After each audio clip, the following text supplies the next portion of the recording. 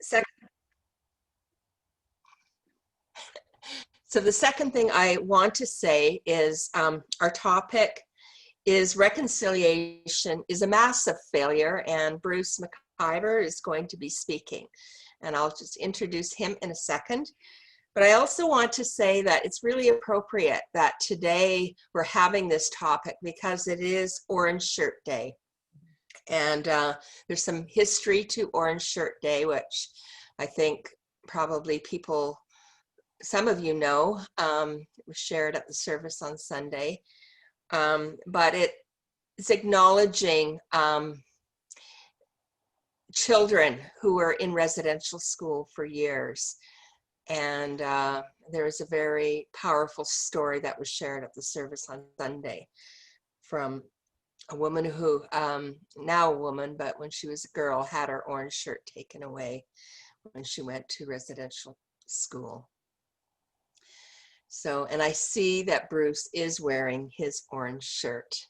So I noticed that. And a friend of mine, Stephen Litton, who I met over 20 years ago, posted something. And I'm not going to read all of it, but like he's saying, how do we navigate this path of reconciliation going forward? Everyone in Canada and perhaps the world have a stake in this journey going forward. There is no options for us, especially the Indigenous peoples of Turtle Island. Doing nothing is not an option. If we fail, we all fail. So Bruce, really delighted that we have Bruce, because Bruce, first of all, is, where do I start? A proud Métis from the Red River in Manitoba. And that is part of our important heritage in Canada. But he holds a Ph.D. in Aboriginal and Environmental History. He's a Fulbright Scholar, a member of UCV, a lawyer, historian, and principal of First Peoples Law Corporation. And many other things, but I will, just to keep it brief. So before I turn it over to Bruce, just what we're going to do is roughly, Bruce is going to speak for 20 minutes or so, then we're going to open it up for questions, and Cindy is going to help moderate the question part of it, and I'm sure she'll give you a technical overview before we get into that. So great to have so many of you here today, and over to you, Bruce. Okay, thank you very much. I just want to make sure I've got my camera on here properly. And I'm not on mute, because I've done that before where I've talked and talked and talked and I realized that I was on mute. So thank you all very much for the invitation. I really appreciate the chance to chat to all of you, particularly today, as Leslie says, on Orange Shirt Day. I wanted to start with someone a lot wiser and definitely a lot funnier and more perceptive than I am. And that's Ryan McMahon. Some of you may know Ryan, or at least know of Ryan. He's a Anishinaabe from Northern Ontario, incredibly perceptive,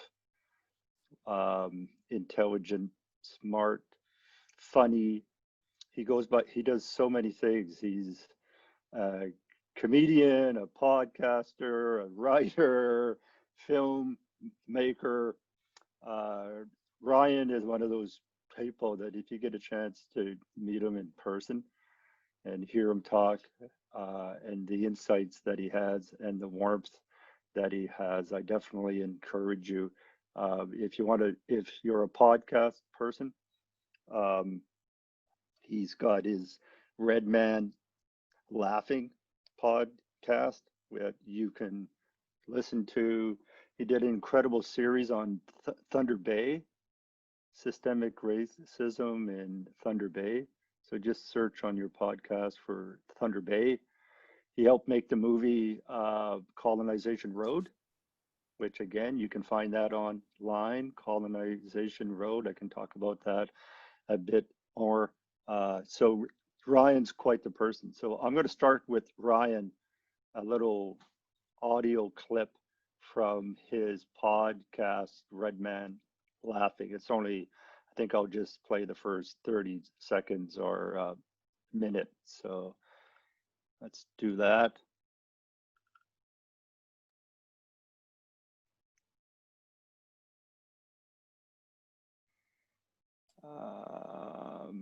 Sorry.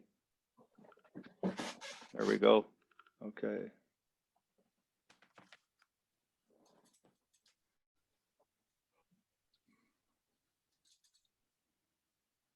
I've said it before on this show many, many times. We need decolonization before reconciliation.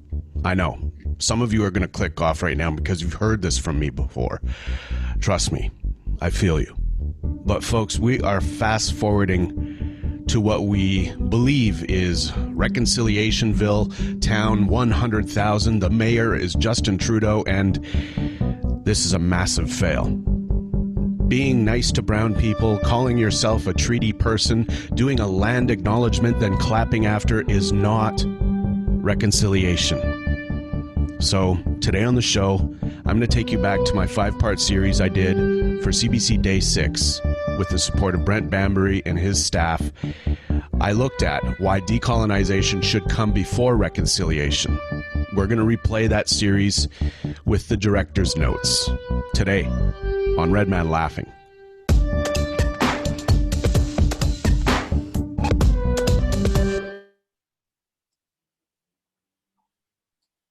So, sorry about that. Did that work? I hope so.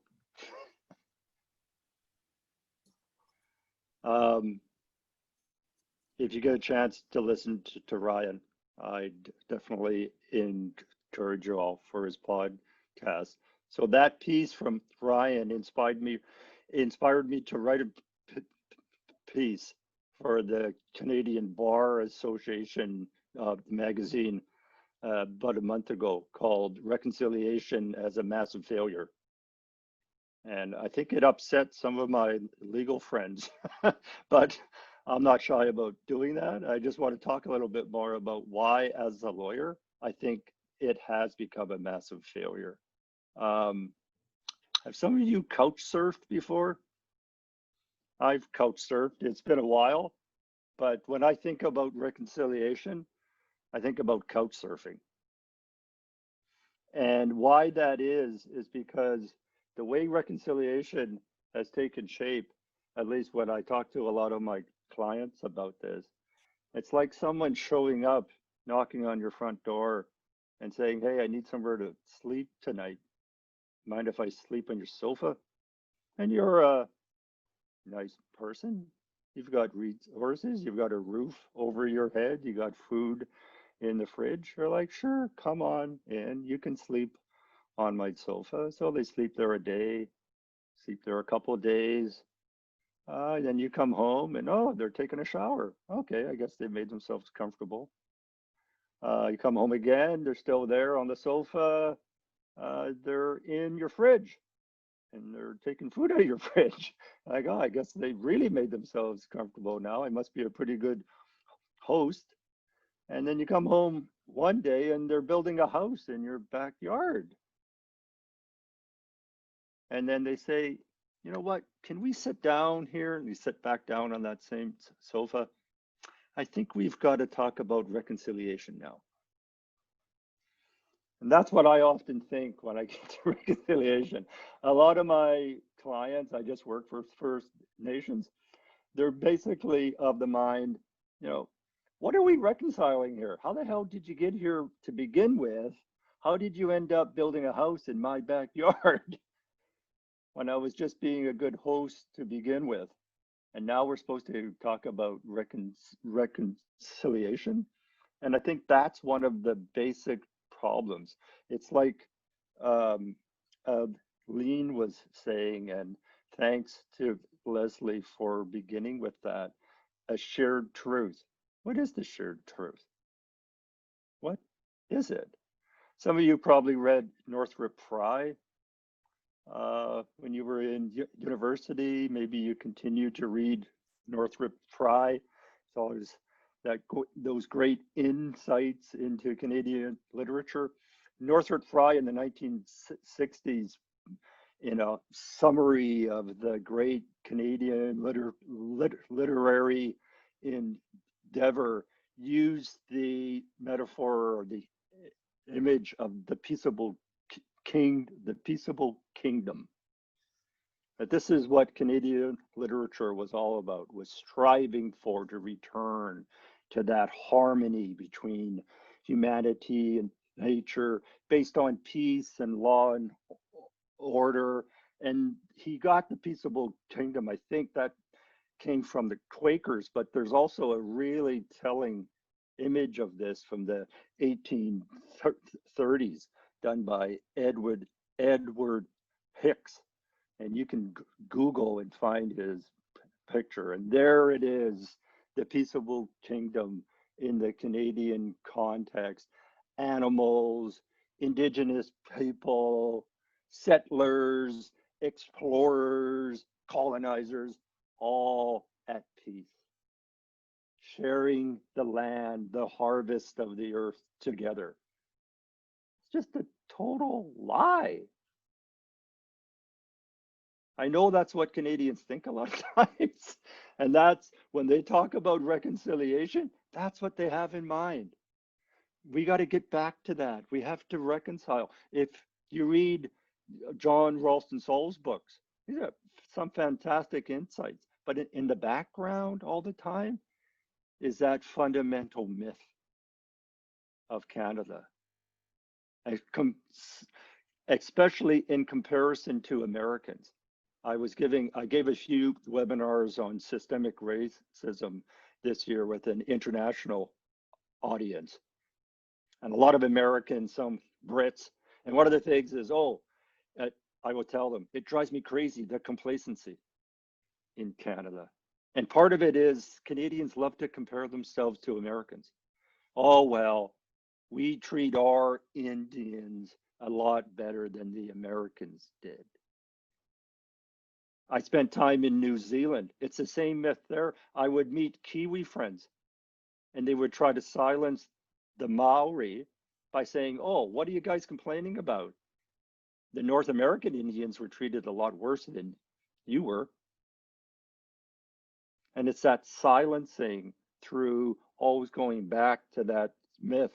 Well, it's not true. Particularly today, it's obvious.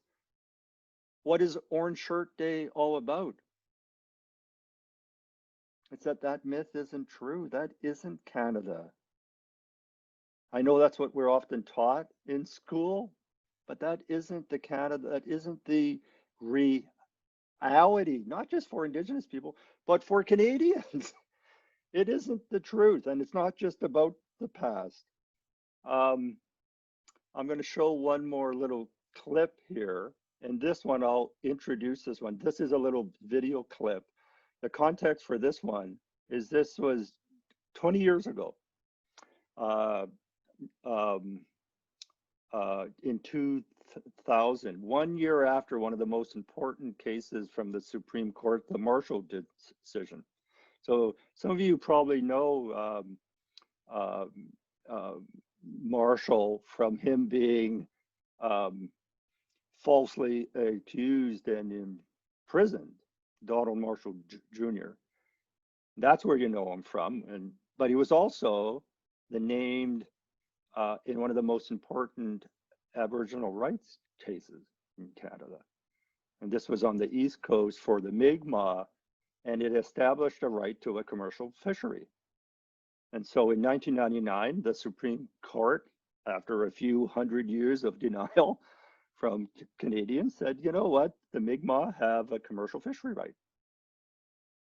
And that led to violence. So I want to show you now a little clip from the CBC News 1 year after the Marshall decision. And this is from Burnt Church. So that's part way up the New Brunswick coast. Here's a little 1-minute clip.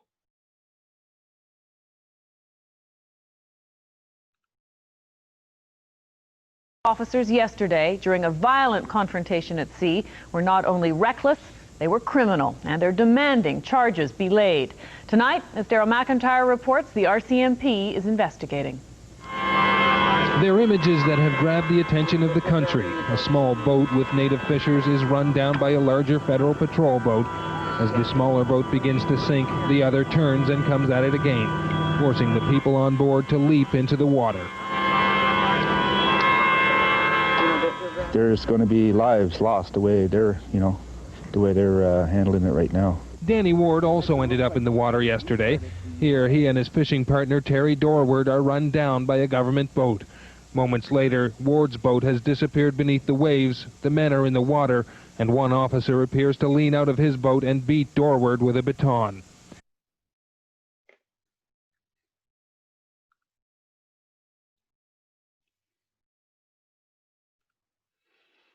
Could you see all that? Yeah. I show that video in my class. I teach at UBC, a course on Aboriginal and Treaty rights.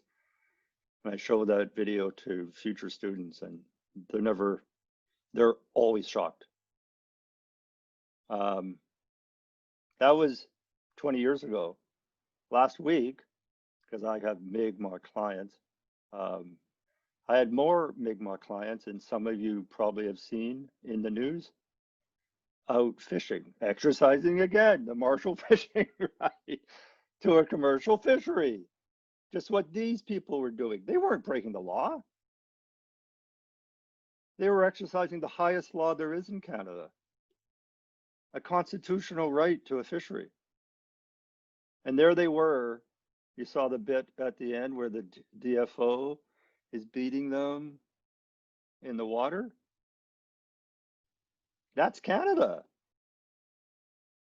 That's not ancient history. That's 20 years ago. This last week, I had again my Mi'kmaq clients out there exercising the same right. This time, DFO stood back. Instead, it was the non-Indigenous fishermen out there. And you can look on the internet, you can find some of the videos chasing my clients. And they've got, my clients have these little boats, these non-Indigenous fishermen with these big boats, chasing them, firing flares at them, charging them.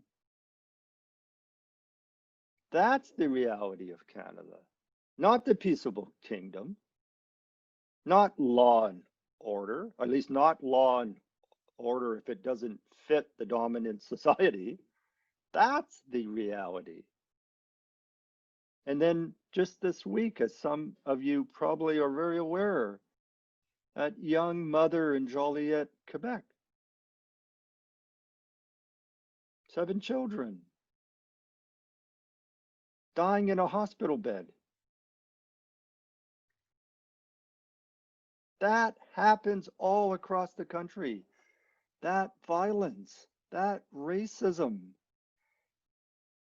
And then what happens? The Premier of Quebec, Premier Legault, comes out. Oh no, we don't have a problem with systemic racism here. We don't have a problem with that.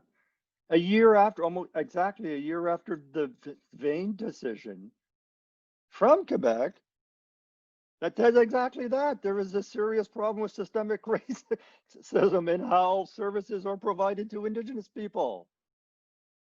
This isn't a one-off. This isn't a bad apple. This is the definition of systemic racism. And a lot of this is caught up with what are we trying to do when we're trying to reconcile things? Because I think it's important to keep in mind that there's this fundamental lie. There's violence against Indigenous people in all forms, state-sanctioned violence. A lot of you have heard me talk about this before, personal violence. That's sanctioned. And at the same time, that's coupled with denial. So that's that couch surfing thing, to go back to it. You know, Canada loves to sit back, and you'll hear the politicians, aren't we amazing? We have constitutionalized rights for Indigenous people, Section 35 of the Canadian Constitution. Aren't we? Give ourselves a good pat on the back until it gets sore. But what people don't realize is that itself is based on a fundamental lie. It's this combination of violence and lies. The Section 35 of the Constitution, the way it's been interpreted by the Supreme Court of Canada, is based on a fundamental lie. Because what are you trying to reconcile? Ever thought about that? Like, what are we reconciling? And if you read the Supreme Court of Canada decisions, the point is to reconcile the prior existence of Indigenous people on these lands we now call Canada, right, with the assertion of Crown sovereignty. What does that mean? That's, from my perspective, that's a nice way, that's a Canadian way to say the doctrine of discovery. That's a euphemism for the doctrine of discovery. That's the assertion of Crown sovereignty. What is the doctrine of discovery? Basically, and this is, what's it? Yeah, 500 years last month from the papal bulls, right? The idea that Europeans can show up and somehow, through some kind of magic, acquire Indigenous people's land and interest in their land. Plant the flag. I have Anishinaabe clients in Northern Ontario. They spend so much time teaching me. And one of the things, or the ways they often do it, is they draw out the pictures so I can see it. And they'll draw, here they are on the shore, draw themselves, and then they'll draw a ship. Here come the Europeans. Coming in, landing. Boop. Somehow, by landing there, they got an interest in my client's land. And so what the court says, reconciliation is about reconciling the fact that my clients were already there. They weren't part of the wilderness. They had their own laws, their own functioning societies, their responsibilities to the land and the water. Europeans can just show up and somehow, oh, hey, like all of a sudden they're sleeping on your sofa. Now we got to reconcile this. I was at the Constitutional Committee at the Canadian Senate a couple of falls, I think it was 2 years ago, talking about reconciliation. And one of the main point I made the senators was, what are you reconciling? You're reconciling a right with a lie. No wonder it's hard to do.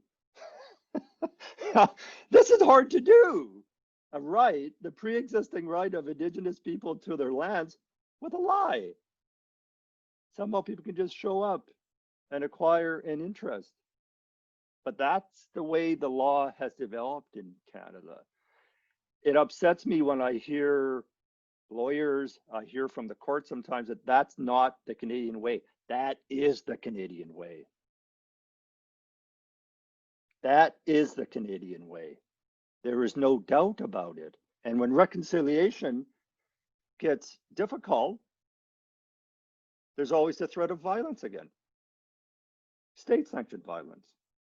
Whether it's those DFO officials beating the Mi'kmaq in the water, trying to exercise their own right, a confirmed right.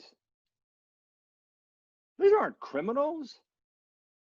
These are people exercising a right and beating in the water, or like I know some of you have heard me talk about this before, just this year, beginning of the year, the Wet'suwet'en, out there protecting their land, getting injunctions against them, right? So that is the fundamental problem, is this idea that you can reconcile these things.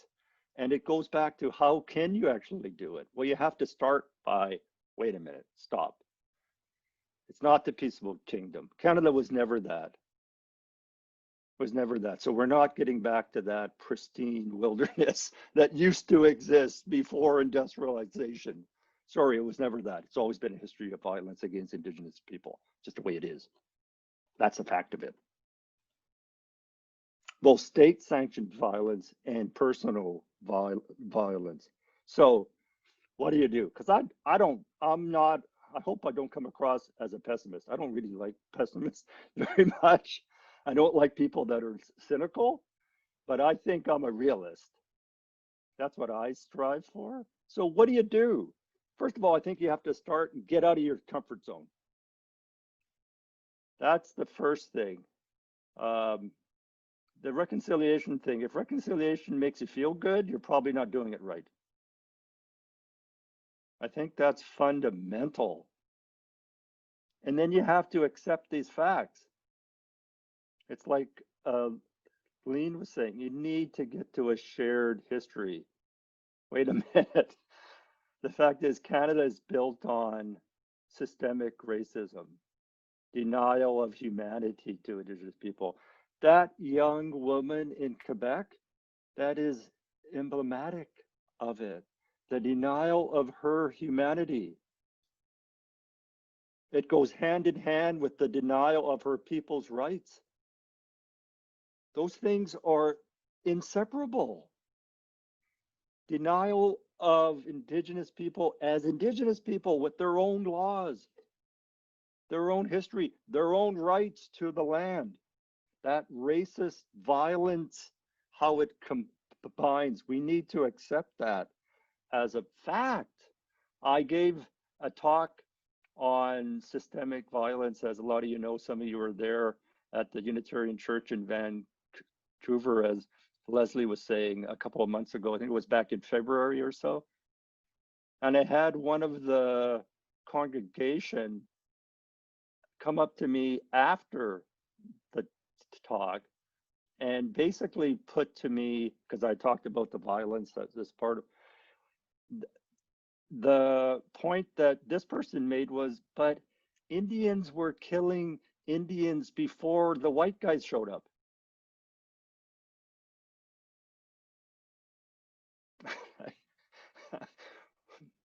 What do you do? Like, personally, what do I do with that? Some of you know my wife, Emily. Fortunately, she was there and she got in between us, because I just, like, what am I going to do with that? What do I say to that? One of Colton Bushy's cousins came to the service. Some of you probably know who Colton was, an example. And he was there with his partner and his little 1-year-old child, and he wanted to talk to me. And I'm going to go talk to him. I'm not talking to this other person, because they've not accepted yet. Until you accept, you can't really have a conversation. It's like that. Someone was saying that so-called presidential debate from last night, like it's trying to talk to her. Someone was saying talking to Trump was like trying to have an argument with a crackhead. There, you know, it's that's I can't have that conversation yet.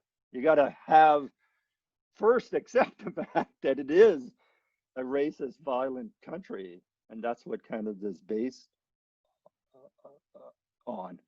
And then what? If you can get that, so you're not Premier Legault talking about, oh no, it's just a bad apple, then I think we all have to demand more of our politicians. I think this is really important. We have to demand more of the politicians. We have to demand deliverables. I don't want to see another tattoo. I don't want another apology. I want to see deliverables. What have you done? Show me. Right? What have you done to ensure that Indigenous people can exercise their own laws? Show me. What have you done?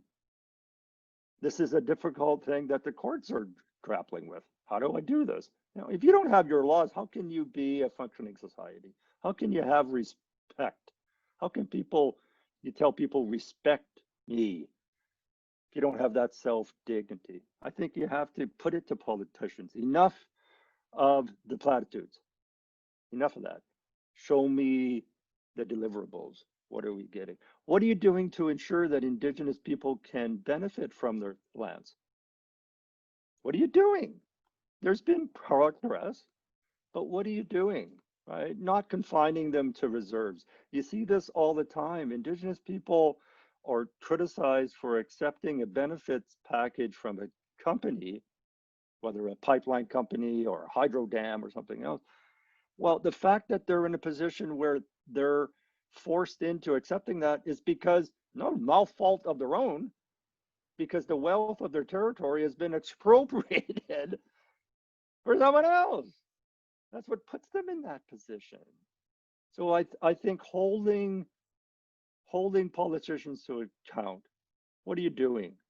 What are you doing to ensure that Indigenous people can exercise their decision-making authority? What are you doing to ensure that they can benefit from the land? And then lastly, what are you doing to reform the administration of justice?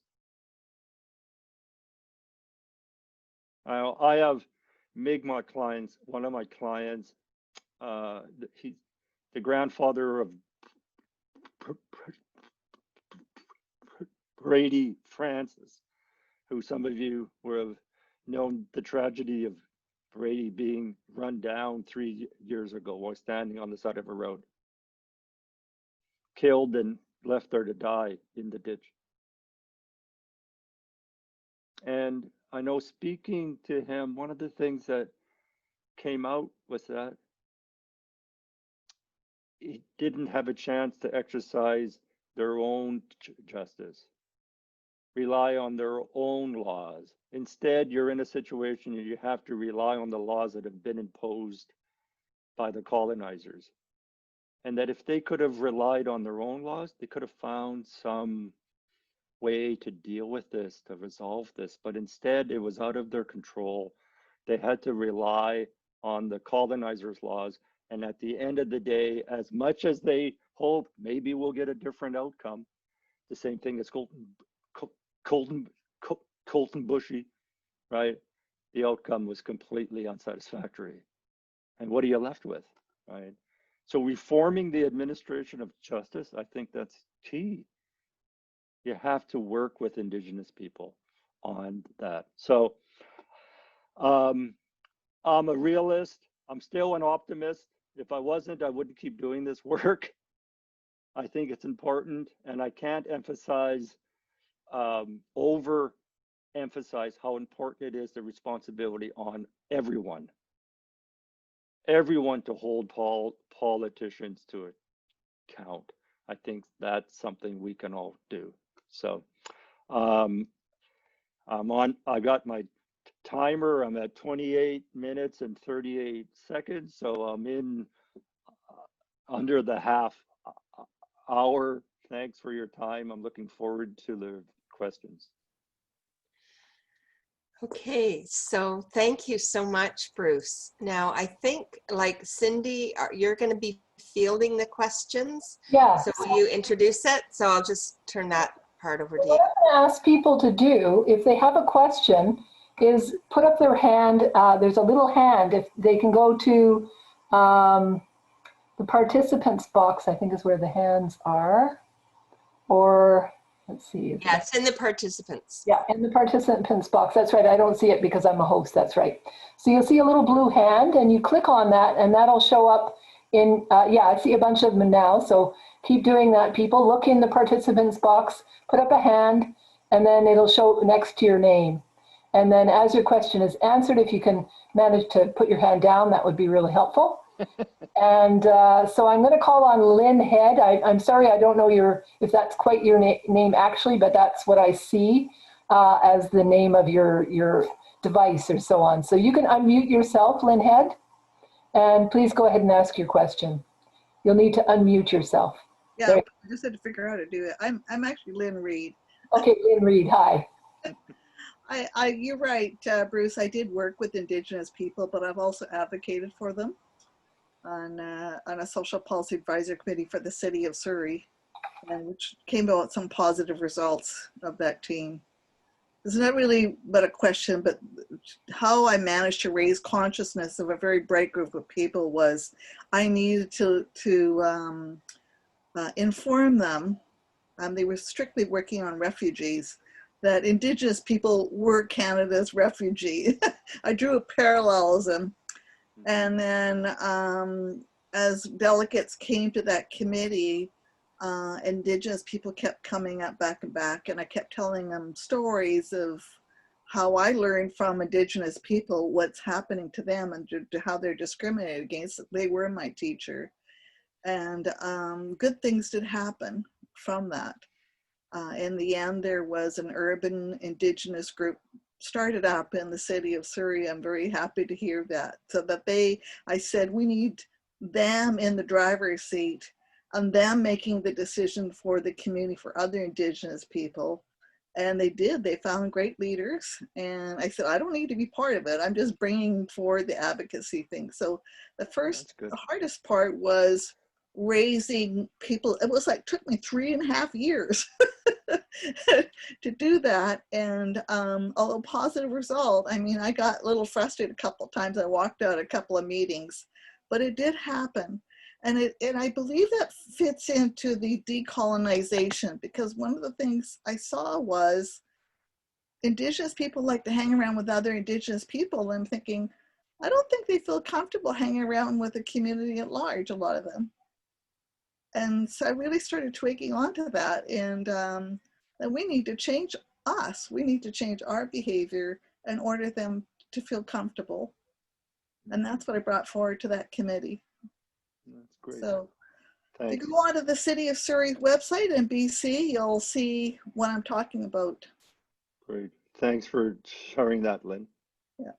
Thanks, Lynn. I'm going to call on Huguette now. Huguette has her question up, and go ahead, other people. And yeah, I see other hands coming up. Thank you. Go ahead, Huguette. Unmute. Hi. Okay.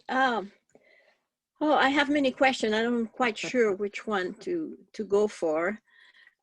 One of the things is that I have not encountered yet one politician that really, I mean, they can superficially say that they understand and so on and so forth, but their acts don't match that. Mm-hmm. So I'm not quite sure, like, is there any party, any that I can actually support that would be worthwhile supporting, that will actually stop decolonization? I don't know any politician that want to do that, be they NDP, Liberal, or Green, or anybody. And I know that in Norway, for example, the Green Party is actually destroying, because I mean, you know, they're green, so they have good intentions, which is to move towards sustainable energy, but they're destroying the Sami landscape and way of life. So it's ongoing. I mean, everywhere have been traveling. I mean, I live with the Aborigines in Australia. I live with the Maya in Guatemala, and the racism is just pervasive all over the place. So my question is, what can I do? What kind of political party or what person can I support to make a difference? Yeah, that's the $1 million question, isn't it, Hugh? That's a hard one. I could just say on my experience, I don't know about individual parties, but some of the parties do attract some very strong Indigenous candidates and representatives. And yes. I think that's important to keep in mind, right? So as you probably all know, our former Minister of Justice, very strong leader, mm-hmm. very strong on doing what she could within the system, I think, to change the conversation. I think part of the challenge there was the federal Liberals were a bit surprised because they're, oh, I guess we can't just talk the rhetoric. Actually, she's trying to hold us to account. Yeah. And make real change. I think support for Indigenous politicians like that is very important. Now with the provincial election now, there's very strong Indigenous candidates are running. I think they need to hold influential cabinet positions. It's not just a matter of being a backbencher, and then they need support, right? So of course, I'm not going to recommend a particular party, but I think that there are good people out there that are running federally, provincially for office, and they deserve our support. No. Thank you. Great. I'm going to call on Diane Brown. Hi, thanks so much, Bruce, for this incredible forum, or whatever this is. And yeah, to Huguette's point, which is a great one, you know, what can we do on the larger sort of stage?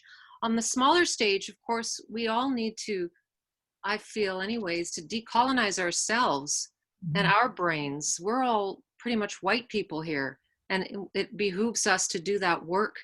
And as you say, it shouldn't be comfortable or easy, but it does, you know, I think sort of start with finding out, educating ourselves on what did happen in Canada, you know, and learn the facts and talk to your Indigenous colleagues and friends and listen to their stories, pass the mic and give them the stage. And we're trying to do that in my little theater company, but also just in my personal life. And so I guess I'm sort of leading to a question here, because that's a lot of work, just decolonizing our own brains. We have to start with that. But also, I guess, I look at the bigger picture and go, how can we really affect change when we live in a market economy? And from my research, Indigenous groups, they lived off a shared economy. I mean, just philosophically, they're opposed. The whole worldview is opposed. And it's like we need a revolution in how we think. I don't know. It's kind of a long and rambly question, but what do you say to that? And what are your thoughts about that? It's sort of like we need an emotional and psychological revolution as well. Yeah, I wouldn't wait around for it. Good. Oh no, not question, wait. No. Yeah, I know. Help instigate. Yeah. To be fair, a lot of my clients, a lot of my friends, family members, they're pretty hard-nosed business people. You know, so they're not out there simply wanting to disengage or feeling like they're incompatible with the capitalist society. But how it's done is a big difference, right? So at least for a lot of my clients, because I do a lot of work on what are called impact benefit agreements. So I get First Nation clients across the country. There's a proposal for a so-called development, which the word itself gives me the shivers, right? But whether it's a mine or a pipeline or something else. And in most situations, they'll come and, okay, we'll entertain the possibility. We'll entertain the possibility. It's very few that are a full no. Sorry, there's no way that's ever happening. I worked there on a file, probably some of you are familiar with the proposed Seco mine, the Prosperity mine up in Chilcotin territory. That one was a no. Like, sorry, that's not happening. You're going to destroy the lake. That's not happening. But that's rare. Most of the time, my clients are willing to entertain the possibility. I think what surprises a lot of people, and this goes to your point, Anne, is that the economic possibilities aren't at the top of the list for them. It's first of all, can we do it in such a way that respects our laws and our responsibilities to the land and to the water? And that's what we spend most of our time on, is how can we protect the land and the water and still have this economic possibility? right? But that's what they focus on. I think a lot of people think, oh, it's just about the money. It's not just about the money, but the money is important. And the money is important, of course, you all know, because a lot of Indigenous people, through no fault of their own, don't even have proper housing. I have one of my clients on the second longest boiled water advisory in Canada, 19 years. Wow. 19 years on boiled water advisory. They can't even, it's not just a matter of drinking the water, it's washing with the water. Creates rashes on their children's skin and on their skin. You know, that's the reality. So I think there's ways through it. I probably get criticized sometimes because I'm probably more of the incrementalist type. Let's make some changes here. Let's move forward as best as possible while protecting those fundamental principles.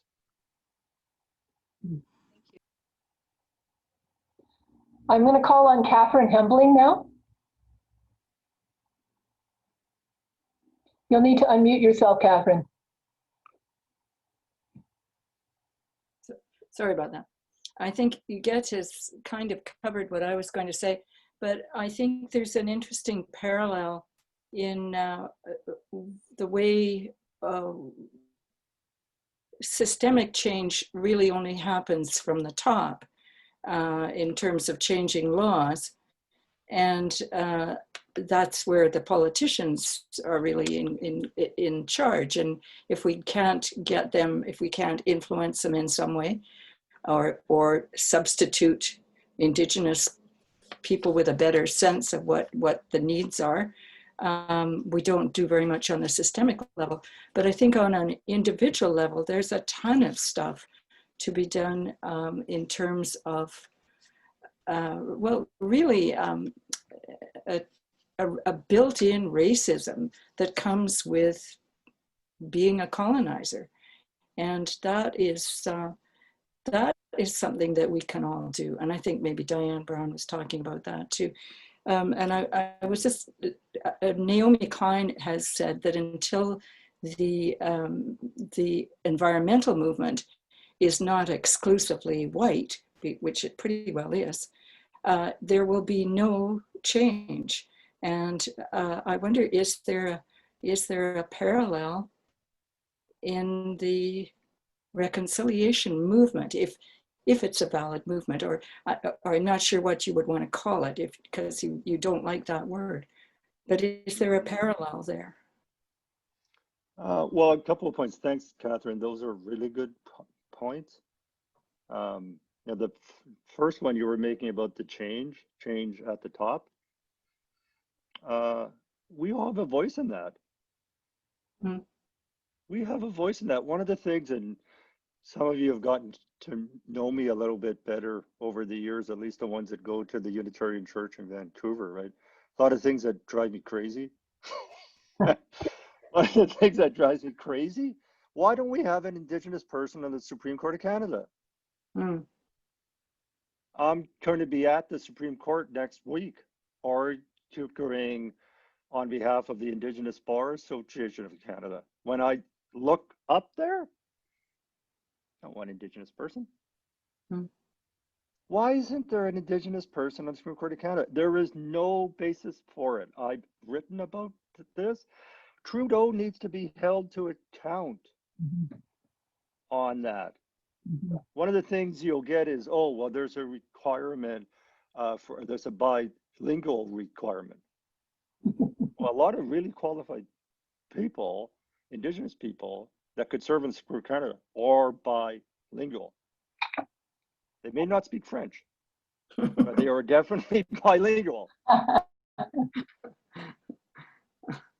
And it goes back to this myth again about the two founding nations myth. Oh, it's got to be French, it's got to be English. That's what makes up. There's the 3 reserved seats on the Supreme Court of Canada for Quebec. I don't have a problem with that. Okay, where's that reserved seat for an Indigenous person? Yeah. There's 9 seats there. There's 9 seats. Because they are deciding Aboriginal rights, Indigenous rights. Indigenous people deserve to be reflected on that court. We can all be telling the Prime Minister, shame on you. Shame on you, Prime Minister. Perpetuating the colonizer's view of the world. Shame on you. And then the environmentalist thing, that is a hard one, right? Because I know a lot of my clients is like, we're not part of the environment. You know, we're not, and you get some, not all, but you get some environmentalists, they got this idea of wilderness in their head, and Indigenous people are part of the wilderness, like the bears and the deer, and we're going to preserve them just like we're preserving the wilderness. You can just imagine how that drives a lot of Indigenous people crazy, right? That's not who we are, and it's just another form of oppression. So I think the environmental movement can really be there to support Indigenous people, but it's not imposing their worldview on them. It's listening and supporting. Listening is the hardest thing to do. Listening is the hardest thing to do, especially with people that mean well. Especially like I joke, you know, the Unitarians are really, they're earnest do-gooders, right? Which is great. Fantastic. But a lot of them aren't particularly perhaps good listeners, because they already have an idea of what righteousness is. Anytime I hear someone talk about righteousness, I flinch. And a lot of environmentalists take that approach. Yeah. So I think that's one of the things that we need to guard against. Leslie here. I just want to say it's 3 minutes to 8. I can't believe how fast this time has gone. And but normally, like, we allow people more there's more people in some of the other groups. So I'm just wondering if we should, like, if people have to leave at 8, certainly respect that. But if Bruce and others are willing to stay on for a few more minutes, I think we could extend it a little bit. Cindy, what do you think?